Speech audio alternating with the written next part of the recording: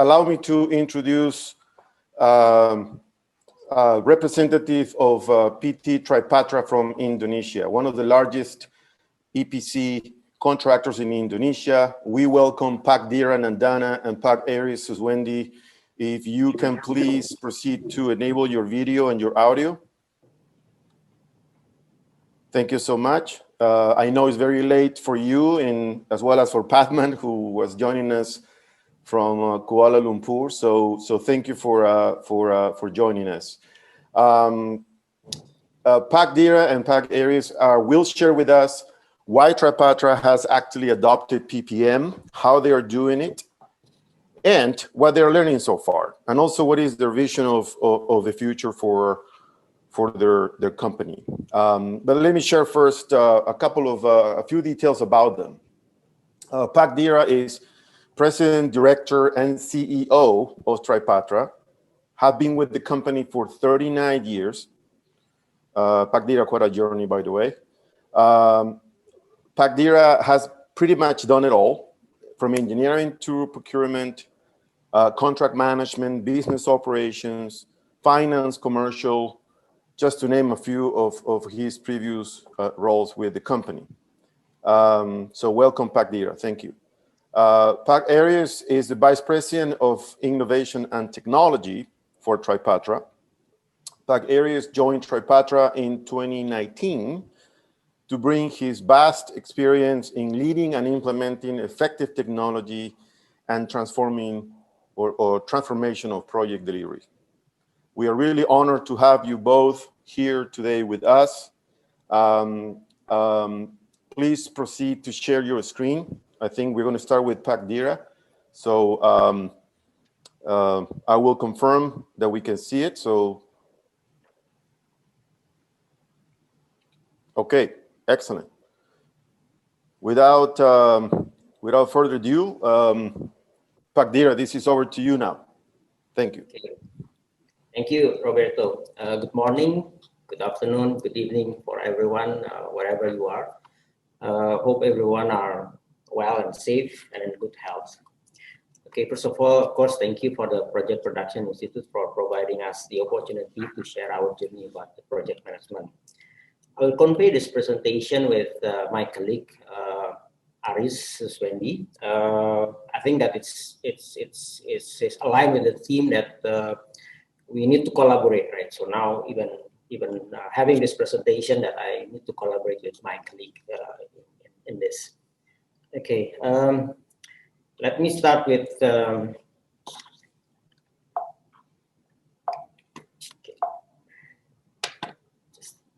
okay.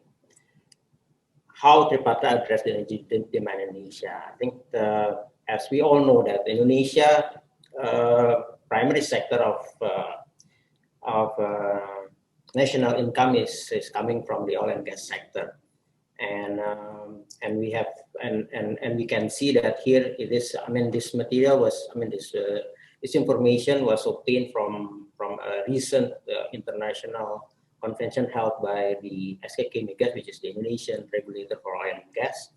That it shows that the aspiration of Indonesia that to grow its production to 1 million barrel oil per day in 2030.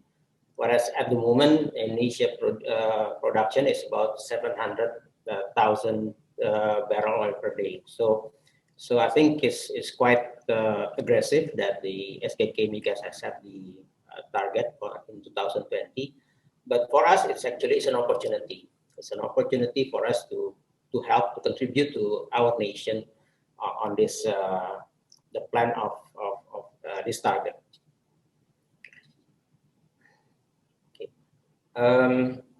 Now, a little bit about Tripatra. Tripatra is actually started as an engineering consultant. We established in 1973, so almost 47. It's about 47 years. So we started engineering consultant, and we evolve ourselves to EPC contractor.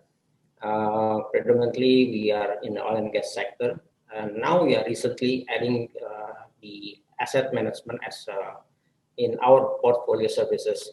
So basically we do engineering, construction, project management, supply chain, and currently we also do the asset management. So now the question is why PPM and how did we find it? I think this is quite interesting for us, as I shared before, that we've been in the business. It's about 47 years. So we thought that we know so much about the business, right? But I think that if we reflect ourselves, especially on the last decades, then we also realize that it's getting tough and tougher in delivering a project. Actually, the finding of this PPM was started by my predecessor, that he was joining in one seminar in I think in Europe, in London. He was one of the panelists, and on the moderator of that session was actually one of the partners of McKinsey. And after that session, there was having a discussion, and then my predecessor asked the McKinsey partner about the situation, whereas is there any solution that can help us in improving our project delivery. And then the McKinsey partner suggested us to meet with Todd, which is from SPS, but at the time, I think during the very short time, it's difficult, and Todd only suggested to my predecessor to meet or to attend the annual symposium of PPI, which is similar like today, on 2018, and to learn more about that. So then he went there to this symposium, and then I think that what I understand, what I heard from him is that it's so difficult in trying to convince the Todd at the time to allow us to learn about this, because I think at the time it was the view from Todd is that Todd has been trying to introduce this knowledge to EPC contractor, but all of those EPC contractor always say that they don't need that because they know better and they have experience about this, so they don't need any more solution. But then it's interesting for Todd to know that we are coming from Indonesian EPC contractor, and then we would like to learn about this PPL. So that's where our journey starts. So the Tripatra and PPM journey. So I think that we went through a quite common internal situation. I think Pathman also shared similar, right? But I think that we are much earlier stage than Pathman. So we went through all this starting from we don't know about this, right? Unaware. Then the resistance. Then we move also to open to the exploration. But our expectation that then we will be committed to the effort. So this started on the beginning 2019. So after the 2018 annual symposium, so SPS, which is also one of the consultant on this PPM, agreed to come to our country and then provide some early, I think early explanation about this PPM. So then we agreed to adopt this PPM in one of our EPC project, which is just recently started at that time. So we adopt that in one of the EPC project for fuel terminal, and then later on, then we also trying to explore this PPM for on the construction.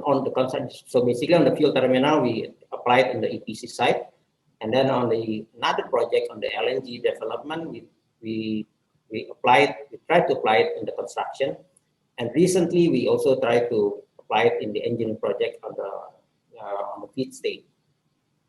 So what is interesting for us about after that we learned from this is that, so in when we apply this PPM, of course that we have to use the project production control, which is basically the tools for doing this PPM. So and during through the PPC, then we learn more about that, how this PPC allows us to more effectively address the complexity of our uh, our deliveries. And then we now clearly understand that about the variabilities. So that's something that we also learn, that we never talked about this before, but now we know at least that we have started populating it in the PPC, but it's not easy. That was not easy, right? I mean, because in order to apply this PPM or PPC at that time, if we only apply it to ourselves, which then basically we are the main contractor where we also engage the subcontractor, it won't be effective. So all of the stakeholders in the project should be involved.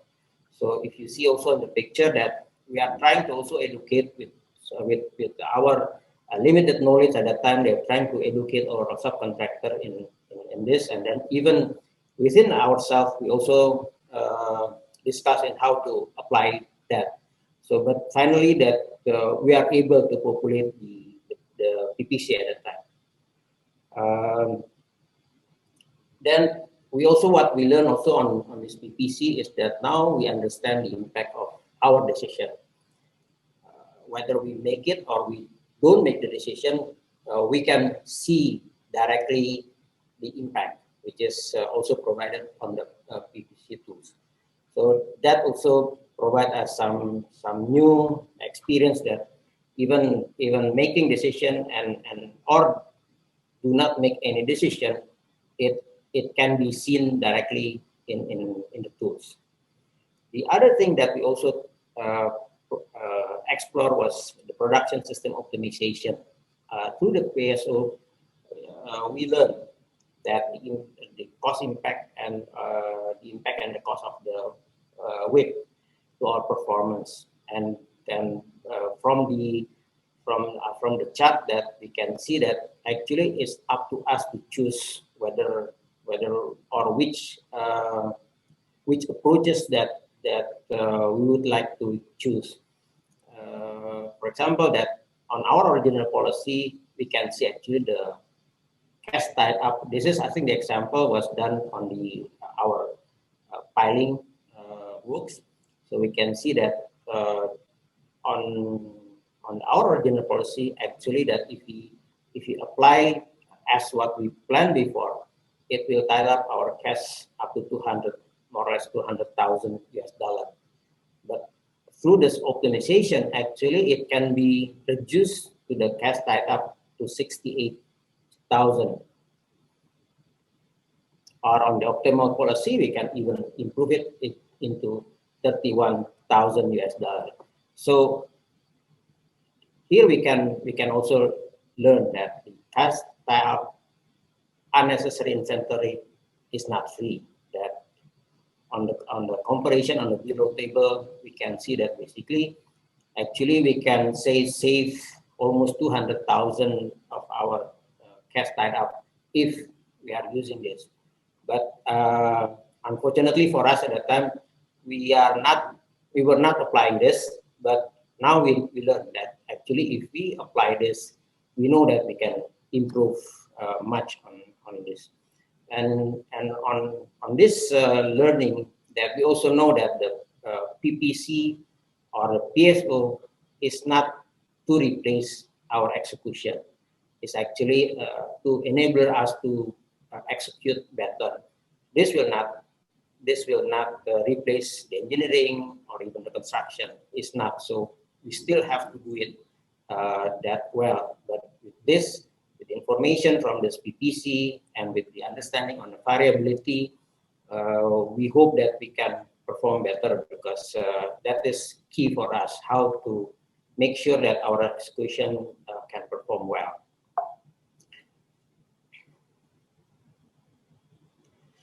This is just a picture on the fuel terminal project that we work.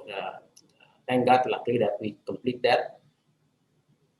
And with this, I think that I will pass to Aris, who will guide us on this, on how we implement this PPM in our organization. Please, Aris. Thank you, Mr. Dira. We have 5 minutes remaining. Sorry to interrupt. Thank you. Sure. Okay, thank you, Mr. Dira. So in this point, I'm hoping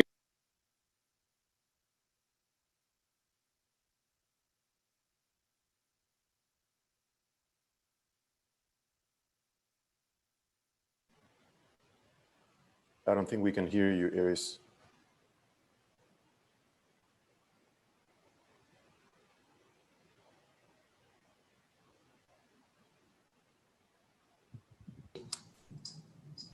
can you, Okay, we can, sorry. Yes. Yes.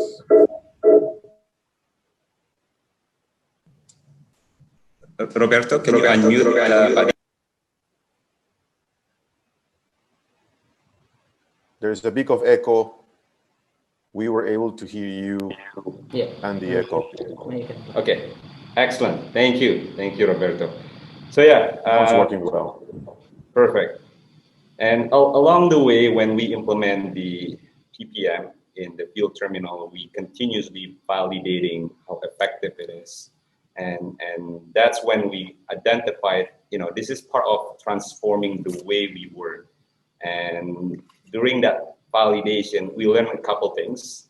We learned there's some gaps that we need to fill in along the way with the process, from unaware, resistance, and this is part of the change management as well. So after in the tail end of the EPC project implementation with the PPM, we identified some of the opportunities that we can be more transparent, collaborative, and that's when we identified the gap that can help us to execute better.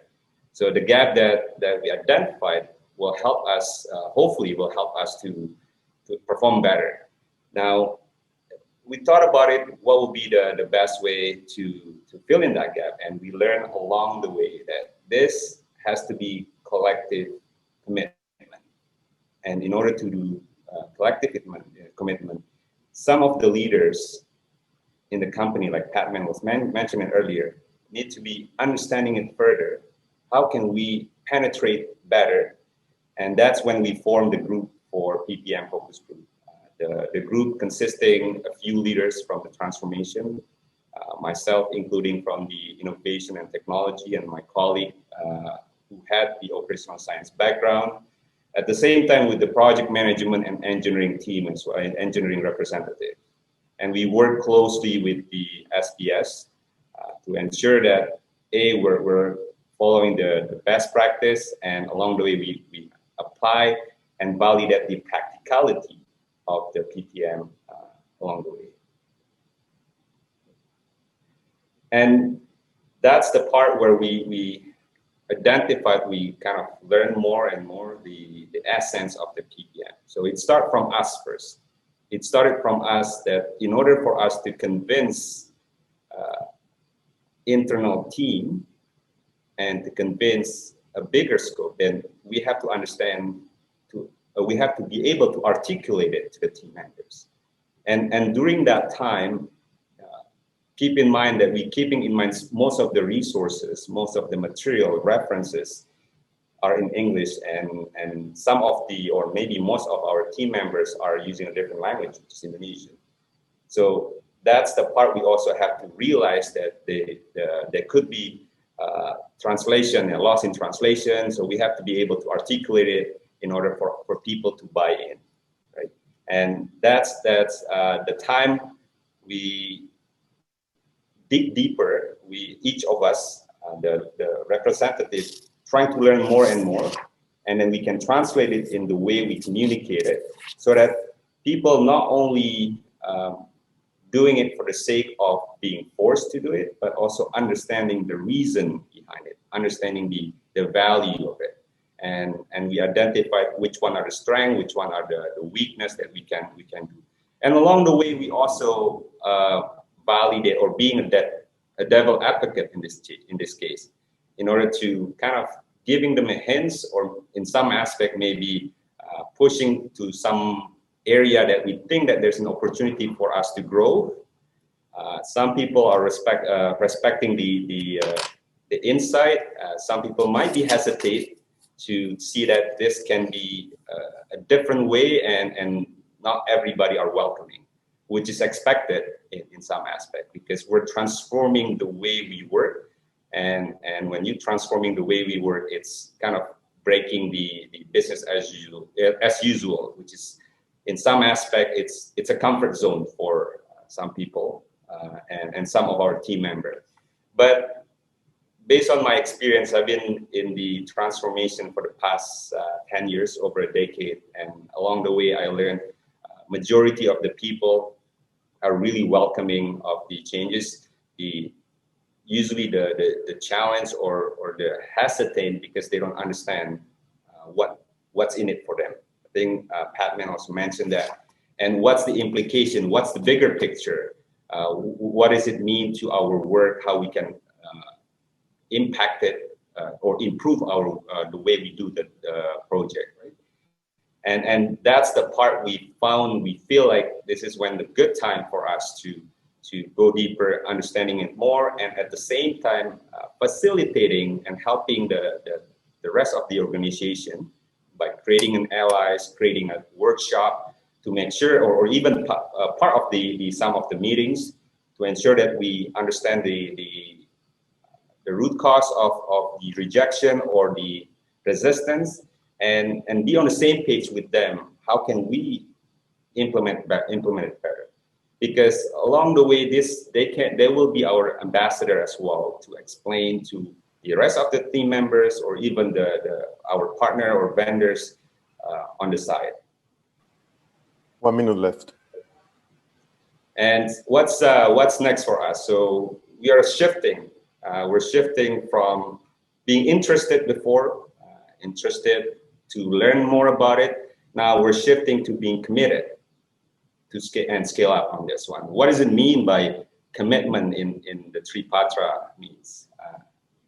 So first of all, well, in order for us to implement better, we also continuously equipping ourselves to learn about it, learn about the PPM capabilities, learn about the use cases that's out there, learn about some of the best practice, and try to validate and apply to ensure that the option or the way that we choose is practical enough. And then on top of that, we also would like to do more collaboration, starting from us first, starting from the internal resources. We collaborate along the multiple different members that might not be common or comfortable to work collaboratively. When we're mapping a few processes that will impact to other team, that will open up the insight and the eyes of some other team members or group that will be impacted or will impact the flow. So we start with the internal first, and later on we also want to do more in collaboration with the vendors and maybe client as well. But again, in order for us to be successful here, we need to convince ourselves that we can do this. And on top of that, each and every one of us, or most people who involved in the project, can be an ambassador to explain it to other stakeholders.